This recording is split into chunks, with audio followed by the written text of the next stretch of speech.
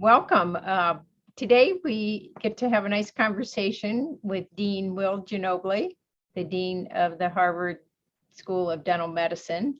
And just to give a brief intro, I could go on and on about Will and his accolades, but Will was originally born in Chicago, Illinois, and then for his bachelor's degree, he went to the Missouri University of Science and Technology, and then his DDS and a MS from the University of Missouri. From there, he went to Harvard to do his DMSc and a certificate in periodontics.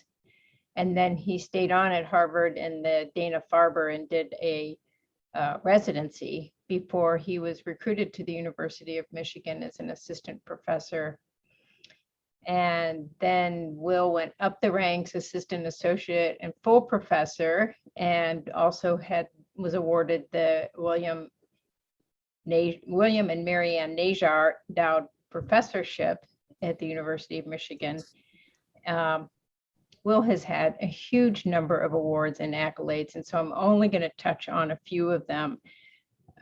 He has been awarded the ADA Norton Ross Award for clinical research and the American Academy of Periodontology Distinguished Scientist. He was the co-PI on our Michigan-Pittsburgh Weiss Regenerative Medicine Resource Center, which was just a huge and ongoing project in regenerative medicine, which is exactly his area of expertise in oral and periodontal regeneration, as well as some really valuable work in diagnostics. He's an incredibly prolific author and scholar, former editor-in-chief of the Journal of Dental Research. And as I said, could go on and on.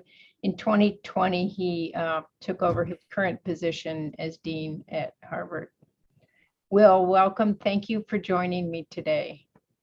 Okay, no, thanks so much, Lori. It's great to have this chance to chat with you, and appreciate your time. Yeah, we would love to have you here in person doing this, but I appreciate actually the ability to do this with technology at a distance. Yeah, no, my pleasure. So a lot of the framing for this is directed towards students interested in leadership, but then, some of it is more broad. And so some of the questions I'm going to ask are broad and some of them are more specific. But we'll just start out with a specific one, but would be of interest to a broad audience. And that's, why did you decide to go to dental school? And with that, did you think you were going to be in clinical practice full time? And what steered you into an academic career? Sure. So, Lori, as I think about, my own odyssey as I went through college and dental school and graduate school, let me just give you a little bit of additional background. As you were mentioning, I went to college and dental school in Missouri. So I grew up in a small rural community, a town called St. James, Missouri. And while I was there I'm a first generation college student. So I didn't really have much background within my family about, endeavoring into college and pursuing academics so much. But I was just very fortunate as a young person, encouraged by a science teacher in school. And so I always had a love for science, and I participated in state, national, international science and engineering fairs as a high school student. And then from there, I went to the Missouri University of Science and Technology. At the time, it was University of Missouri-Rolla. And while I was growing up in those areas, I did work in various farm jobs. And actually, one of them was working with a local dentist who had his own Jersey dairy farm. And so I would help him on the farm. And one of the things that I realized, I loved science, and I was very interested in medicine and, application of it. And what I was able to appreciate is, the lifestyle quality of life that this particular dentist had of running both a gentleman's farm and then, practicing in town as a dentist. And so he was one of the first people that encouraged me to think about a career in dentistry. And so, it was right around my junior, senior year of college that I then decided to apply to dental school. As you mentioned, I went to the University of Missouri, Kansas City School of Dentistry. And initially, I was thinking about private practice. I have to say, I was interested in the surgical sciences. But very early on, when I was in dental school, I just ran into several mentors who encouraged me in science at the school and really realized the many different opportunities, to get engaged in science while in dental school. And so it was right after my first year in dental school, I got an opportunity to go to the National Institute of Dental Research. At that time, it was NIDR. Mm-hmm. And so I did a pre-doctoral student fellowship, and I was in the bone research branch there, and also spent some time in the clinical center at NIDR. And so that was just an amazing opportunity. Got to meet so many interesting people. I got to hear Jonas Salk give a lecture there. And, it was a great time just to see the integration of science with clinical dentistry. And so after I finished that fellowship, when I was talking to some of my mentors at the school, they said, you know what, you've got a project here that could become a master's degree. And so why don't you, in your spare time, get a master's degree while you're getting the DDS? And so I was kind of a guinea pig in this program. And so I ended up receiving a master's in oral biology while I got the DDS. And, during that time, it was a great experience to integrate, what I was needing to do to become, a competent dentist, but then also seeing how science could integrate very well. And so it was during that time that I realized and was inspired by my mentors there to think about academics in dentistry. So then I entered into the NIDR Dentist Scientist program at Harvard. And there, that program, the Doctor of Medical Sciences degree that you mentioned, that degree was started in the early 1970s, and it was designed to train clinician scientists.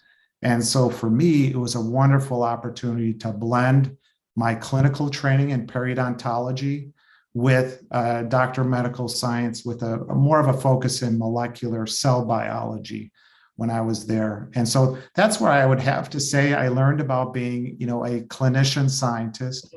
But, to your point, in making that decision about private practice versus academics, I have to say I really enjoyed clinical dentistry throughout dental school, throughout my perio residency. And then later, I had actually practiced extramurally in perio practices for 12 years. So I did that while I was in Boston. For 2 years, I worked in a general practice. And then when I moved to Ann Arbor, I also practiced in Farmington Hills for 10 years. And so I always loved the blend of both private practice and academic dentistry. Well, you really are the epitome of a clinician scientist. And as we know, there's very few people that, we can say that about. That I'm just thinking, so it sounds like from what you said, that by the time you graduated dental school, you were pretty committed to an academic career. And I'm just thinking that like that experience that you had at NIH, for someone coming from a small town and not having, family members in, with college educations, that must have been just quite an experience.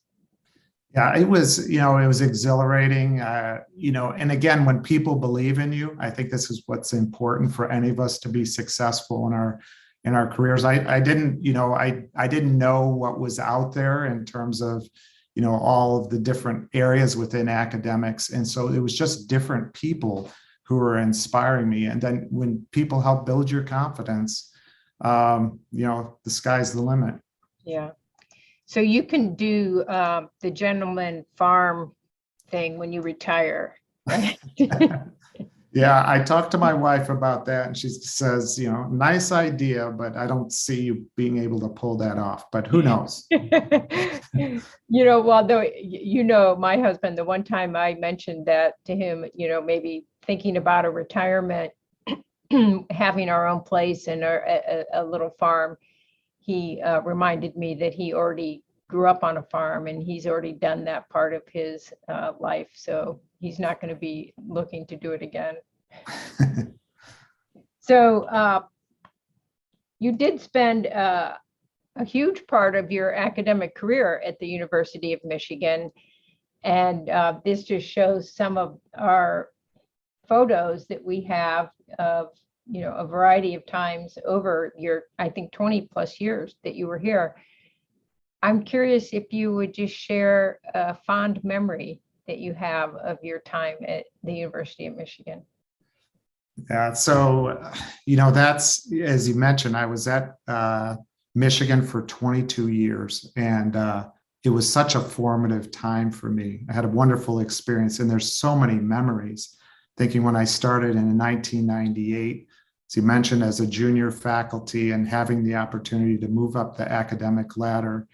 And, if I think about, some of my fondest memories, it was opportunities when I could gather. And, during the pandemic, I missed that so much, being together with my colleagues, the students, the faculty and staff collectively, being able to, share the excitement of what we're doing in clinical dentistry, or sharing that excitement with science. And so, the different meetings and symposia that I was able to be a part of at University of Michigan. And so, we would have the Ramford Symposia, other types of meetings at the university. And so, if I had to pick one, I could think back to, we used to do this collaborative research academy between Harvard and Michigan as a part of the Osteology Foundation. Yeah. So we've been doing this together for, it's almost 8 years now, and we'd alternate between Michigan, Ann Arbor, and in Boston. And so the last year we had it in Ann Arbor, I know you were there as well, was 2018. And as a part of these research academies, we would have students from our school at Michigan, and then there would be students from Harvard. And then it was a very global network of, there would usually be a dozen or more students from different schools. And then in this particular research academy, we had a special alumni event to recognize one of our very distinguished alums, Klaus Lang. And Klaus has been an amazing, friend and colleague, so dedicated to the university, over the years. And so we were able to have a recognition event for Klaus. And that was just a great example of bringing together the amazing alumni, our students, and then having that international community in that event. And right after that, we had a reception at my home. And at that reception, Klaus, he told me that he wanted to do a career seminar. And in this career seminar, we're having this discussion now. He spent an hour, next to the fireplace and went through his own career and how he was initially wanting to be an opera singer and then eventually decided to go into dentistry. And he talked about his career, and everyone was just captivated. And it was just it was a great experience. He's an amazing individual, an incredible role model. Yeah, that's awesome. I think you mentioned, that when you left, we were right in the middle of COVID. And I actually have, a lot of fond memories about the time that you spent at Michigan. But the your going away event, which to me was just, it was so important because, we were at a time where we were not supposed to be having gatherings in person. And so the ingenuity that people came up with to have this event, this strolling event for you, totally outdoors. So there would never be more than like 10 people gathered at a time, but they could all come and recognize you.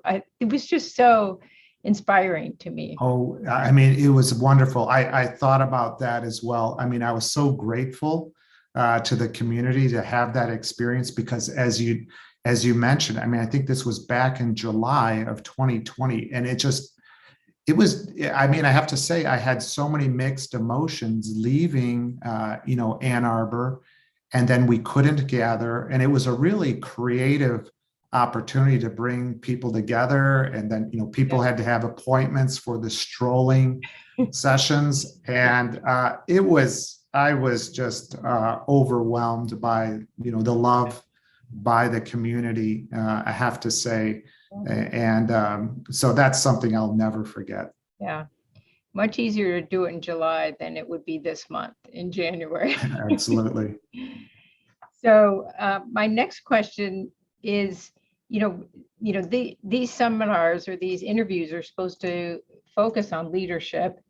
And so I'm curious if you would comment on, things that you learned or experienced at Michigan that were impactful for your leadership path in taking on the role as dean at Harvard.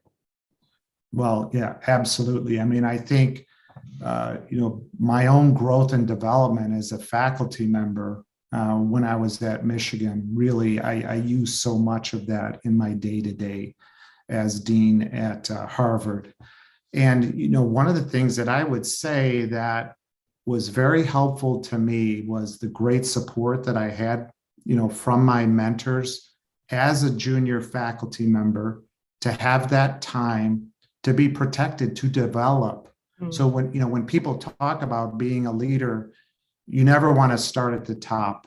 I mean, you want to be able to develop and distinguish yourself in some aspect. As we talk about dentistry, if it's within your clinical scholarship, if it's in your teaching, if it's in your research, to be in an environment, and I had this environment at Michigan where I was very well protected to do my research, to do my teaching, and to be engaged in bringing those things together without, too much of an administrative burden. I wasn't put into any leadership positions. And so it allowed me to develop my research program. And so I think that that's fundamental to develop yourself. Mm-hmm. And then gradually, as time went on, I was given so many different opportunities to serve on committees, to be on task force, different working groups, and that structure that we had at the school in decision-making processes was very important. And then, encouragement to participate in local, national, and international meetings, to be able to present your research and really be part of a global network. And so all of that I was encouraged to be able to do as a faculty member. And so, during my time and, showing some of those snapshots of pictures, I had the great chance of, having the opportunity to found a clinical research center and be involved in developing clinical and translational research, serving. It's all about service and leadership. And it was an exciting opportunity. It was my first chance to really get involved in medical dental integration, serving, and leading that clinical research center. And then later as chair of periodontics and oral medicine, those two roles for me, I was able to gain a great amount of experience and working together with my fellow faculty members, staff, and students. Mm-hmm. Are there things that you carried to Harvard that that you are implementing because you experienced or learned them here? Oh, absolutely. I mean, I think, you have to, in leadership, you have these experiences where you have your failures and you have your successes. What I learned at Michigan was, working in a collaborative fashion and being able to trust your colleagues. I mean, to be able to work together with people, you have to work as a team. And so that's what I have learned, and I'm working to implement in my day to day. I mean, there's so much that I gained. I could go through so many different aspects, but learning how to collaborate with others, because the University of Michigan was such a collaborative place, and where you were a kid in the candy store in terms of, if you wanted to delve into the clinical scholarship areas or in science within the dental school, but also within the whole biomedical research area. And so that within, another top tier university at Harvard, the collaboration aspect is critically important. Whereas some dental schools have been a bit more siloed and really focused on their mission, but not really reaching out. It's that same approach, I think, is so important for the future of dentistry that, that I gained and have applied. So that's made that transition for me much easier, I think. Yeah, it's an excellent point. And one of the things that I've always really valued about Michigan was the depth and breadth across the campus and just the genuine interest that people want to collaborate, which is really nice. Mhm. So you we mentioned earlier your distinguished career as a clinician scientist. And I've always been impressed with just how many different things, you could take on, being a clinician, being a scientist, being an administrator, and just being at the top of your game at all of those. And I'm curious because, students often ask, how do you balance all these things? And what words of advice do you have on balancing across areas? Yes, that's a great question. And I never feel completely settled on trying to balance all these things, I have to say. And that's why these combined training programs are so valuable if you want to enter into a career where you're working to balance administration, clinical care, and research. And so it's really working with people. I mentioned trust before, and being able to work with quality teams of individuals, as you mentioned the Regenerative Medicine Resource Center, or developing your own research team. There's so many different team members that you need to work on, and to, you work to inspire others. But those students, I'm inspired by them every day, and really working together where that you you have that creative energy where people can work together. So having a successful laboratory team with the students, faculty members, and staff, where you can empower them to take on different elements of these projects, because you just cannot do it alone. Yeah. And if you try to, it's really not possible. And from the administration side, and I was talking about leadership, you first have to experience all of those aspects of being a faculty member and doing some of the singular activities of teaching clinical care and research, and becoming well versed in those areas before you start trying to balance these other things. And then you realize very quickly the most important thing is working with good people, those people who you can rely on, and delegate. Delegation is critically important. And when you empower others to take on those responsibilities, it's so much more rewarding for them. And then you're able to accomplish so much more as a team. No, it's an excellent point. I mean, not only, as you say, you can accomplish more, but you develop their leadership skills, right? Which Absolutely. is, the best thing to say, that, the people that have worked with you have gone on to do other things and great things. Right. No, and I would, and since you mentioned that, I think that that is one of the most rewarding things about being a faculty member is seeing your students as you gray. In my case, you get to see these students go on and exceed anything that you could do, and inspiring them to go into so many different areas.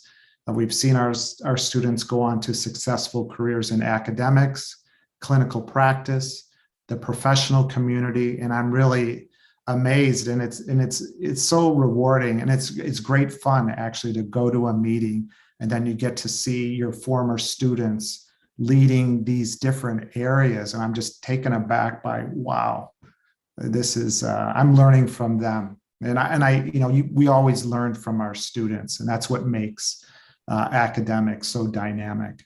Mm-hmm. Yeah. So as a dean of a top-tier dental school, you're in a really pivotal position to comment on the impact in our profession. And I'm curious if you would just comment on what thing or things you think have the greatest potential for the future in the dental profession. Yeah, that's a great question. I mean, I think it's a very dynamic time. And as we look at the directions of schools of dental medicine, schools of dentistry across the country, I think it's going to be critically important in the future to have a stronger medical dental integration. We want to make sure that we can assure our position as a profession involved in healthcare, in the promotion of oral health, and to have that medical dental integration.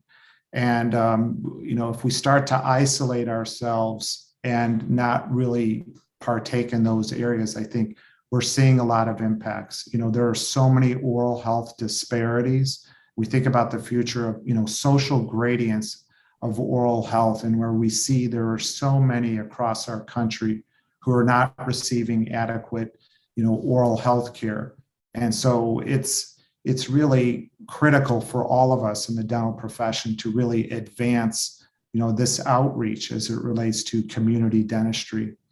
As we look at research and discovery and the landscape of the many changes ongoing, I think precision care, and as we look at, personalized medicine and how we can, our large patient populations, how we can customize their care, how we can exploit the many advances in the biomedical sciences in terms of genomics, proteomics, and our clinical measures that we can have to really customize our care for patients. These areas such as artificial intelligence and machine learning, they are going to transform dentistry as we see it. There are already biotech companies emerging that are working on artificial intelligence. And so these different tools will interface with clinicians. This will be, for the dental students coming on board this year, they're going to be implementing these technologies. And then also, as you mentioned, the area of regenerative medicine and looking at tissue engineering. So much of dentistry has been focused, in fact, on reconstruction of, tooth structures, rebuilding bone for dental implants or preserving the dentition. We're using a lot of different imaging technologies that allow us to exploit these regenerative approaches.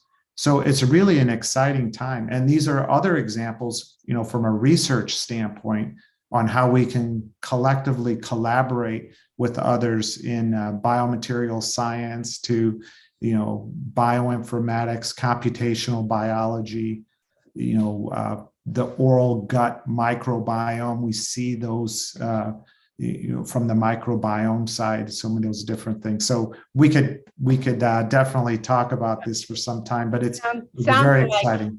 It sounds like our chapter in the NIH monograph on oral health in America, the section 6 that I again, thank you for working with me on. Yeah, no, that was a pleasure. And yeah, we hope that that'll have an impact. Yeah. The first thing you mentioned, the integration of oral and medical care or health. Harvard has been well known for that for many years. I'm just curious, are you looking at different ways to elevate that now?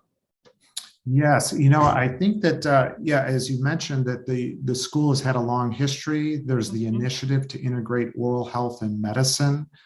This group has been around for a number of years, and this initiative is collaborating very closely with leaders within public health. I mean, the one great opportunity I have at the School of Dental Medicine is we're positioned right next door to the Chan School of Public Health in Harvard Medical School. And so it's a rich environment within Boston and within that local area on the Longwood medical area where we can really do some collaborative work as it relates to both research and clinical care models on oral health medical integration. This could relate to different academic programs. We have a faculty member at Harvard who's recently earned her MD and her DMD, and then has pursued work in oral health policy. Mm-hmm. And this is where I think that there's some real opportunities in public health and in public policy to create awareness and to develop models that have that integration. I think there's a long way we have to go with this, but I think it's an exciting time for sure. Yeah. Yeah. So what advice would you give to students who are interested in a leadership pathway? What I would tell students is establish yourself in your passion within academic dentistry.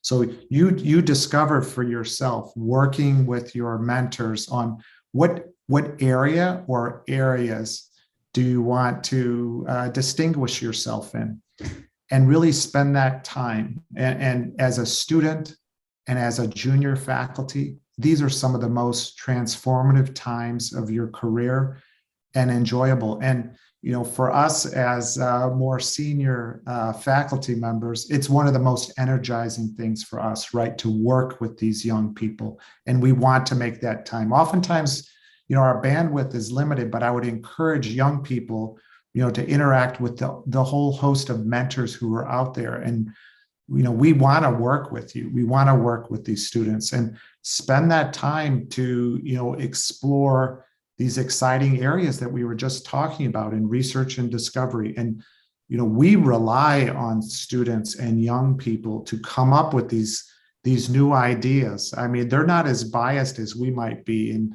if we think about this area and we say, oh, no, that won't work. Well, I just read this paper on this or that. These students inspire the top leadership. And so if young people, really take those opportunities that come ahead of them, that will help them develop. And as I mentioned before, if they can really establish themselves, what will happen is you establish yourself and you develop to be an expert in an area. And then I think it's also very important to show your citizenship as a member of the community, somebody who's a team player. People will quickly identify you if you're somebody who, there's some things you will not get any recognition for, but people know, they realize your integrity, your loyalty to help out your coworkers, your fellow students, your faculty members. You're dependable. You're dependable. Right. Yeah. Yeah. You can, that you're dependable. And then you will really be able to bring together and start taking on, leadership opportunities in many different capacities.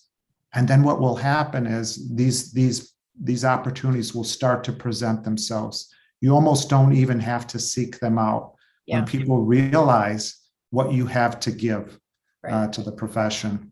And then the problem is you have too many opportunities, right? And you have to start to prioritize them. Absolutely. Yeah. Yeah. But, getting involved and seeking out mentors, I really like your suggestion, because I think oftentimes students are shy to approach faculty, but I mean, that's why faculty are faculty, because they enjoy working with students. Right. Yeah. Yeah, and these students have to have a tenacity. I mean, I think you can recall on these experience of some students who, they might approach you and you don't have anything available at this time, but they keep coming back in a thoughtful way. And I'm like, this person's not going away. And, they have some good idea and they want to help and they want to get involved. And then these are the people that oftentimes that you'll bring into the group. You may not have as much time as they would initially want, but I would say, have that persistence, have that tenacity, and people will help you. And so don't be easily discouraged. Being pleasantly persistent, though, I think is key, right? Yes. Yes. Yeah. Is there anything else that you'd like to add to our conversation before we wrap it up? I think that, Lori, I've really appreciated this time to chat with you this afternoon and, just share with you some of my experiences. I think academic dentistry is a wonderful profession to be in. And it's such a privilege. I feel blessed to have, gone down this pathway and to be so supported by my colleagues, students, over these years. And so I would encourage others to enter into this career. It's exciting and rewarding. Thank you. Just delightful to catch up with you. Your 22 years at Michigan were impactful, not just for you, but for our entire community, and the contributions that you had over those years have been phenomenal and sustaining. So thank you. And I do have to ask you if you can still remember how to go blue. Absolutely. Okay, Go blue. I will give me a still good always. go blue. All right, go blue. Okay. Thank you. Enjoy the rest of your day and your year. Okay. All right. Bye-bye. Bye-bye. Thank you.